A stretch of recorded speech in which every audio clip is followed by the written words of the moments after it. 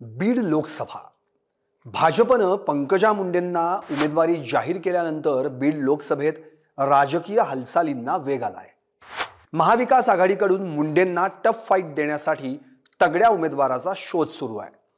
अशातच शिवसंग्राम पक्षाचे दिवंगत अध्यक्ष विनायक मेटे यांच्या पत्नी ज्योती मेटेंचं नाव उमेदवारीच्या रेसमध्ये आल्यानं अनेकांच्या भुवया उंचावल्यात।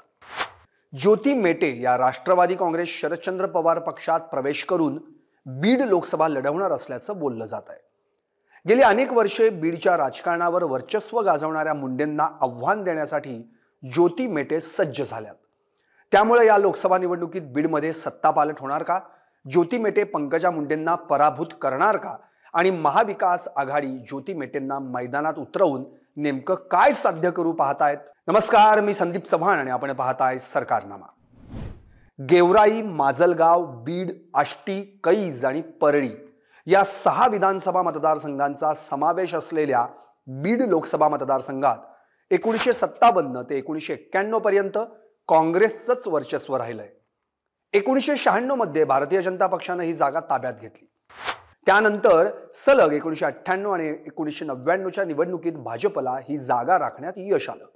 मात्र त्यानंतर झालेल्या निवडणुकीत ही जागा राष्ट्रवादी काँग्रेसला मिळाली। 2009ला भाजपच्या पॉवरफुल नेत्यांपैकी एक असलेल्या गोपीनाथ मुंडेंनी पुन्हा ही जागा भाजपला मिळवून दिली।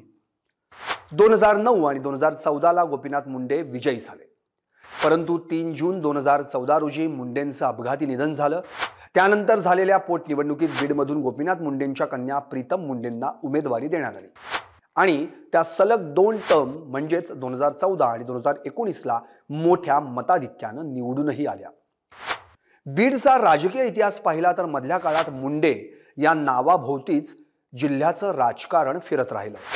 बीड म्हटलं की मुंडे आणि मुंडे म्हटलं की बीड हेच समीकरण महाराष्ट्रात दृढ बनलंय।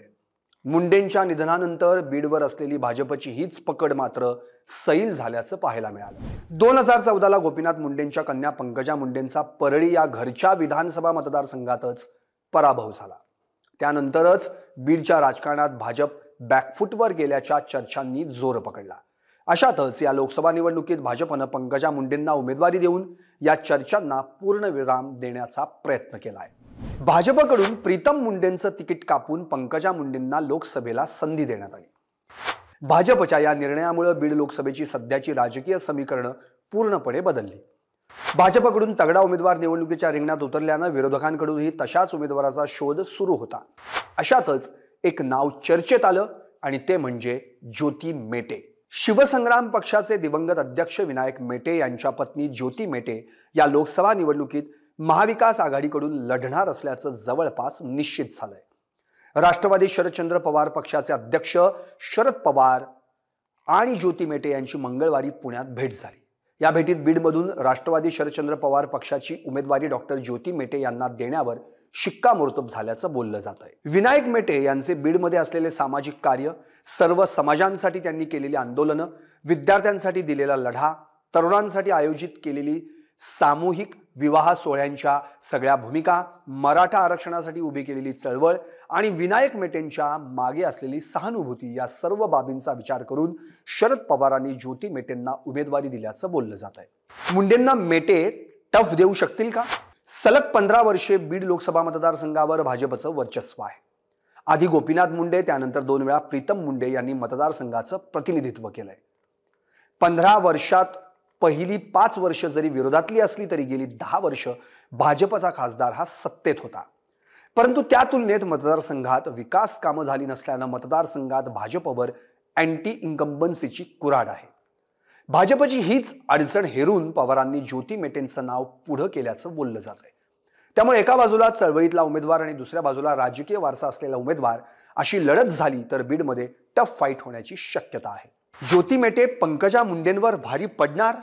ज्योती मेटे यांना उमेदवारी मिळाली तर पंकजा मुंडेंना ही निवडणूक सोपी नसेल।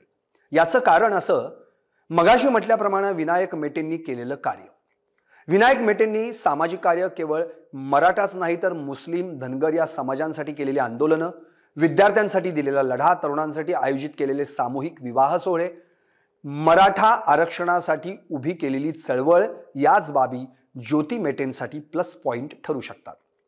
याशिवाय महाराष्ट्रात गेले वर्षभर गाजलेल्या मनोज जरांगेंच्या आंदोलनाचा चांगला फायदा देखील ज्योती मेटेंना होऊ शकतो. याचं कारण जालन्यात सुरू झालेल्या या आंदोलनाचा सर्वाधिक प्रभाव हा बीडमध्ये दिसून आला.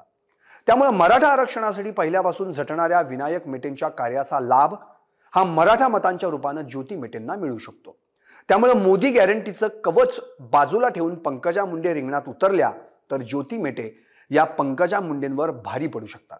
सध्या तरी बीड लोकसभेसाठी महाविकास आघाडीकडून ज्योती मेटे यांच्यासह माजी मंत्री जयसिंगराव गायकवाड, बजरंग सोनवणे, बीबी जाधव, डॉक्टर अशोक थोरात यांच्या नावांची ही चाचपणी सुरू आहे. असं असलं तरी पवारांकडून मात्र मेटेंच्या नावालाच सर्वाधिक पसंती असल्याचं बोललं जात आहे. पाहत रहा निर्भीड आणि सडेतोड सरकारनामा.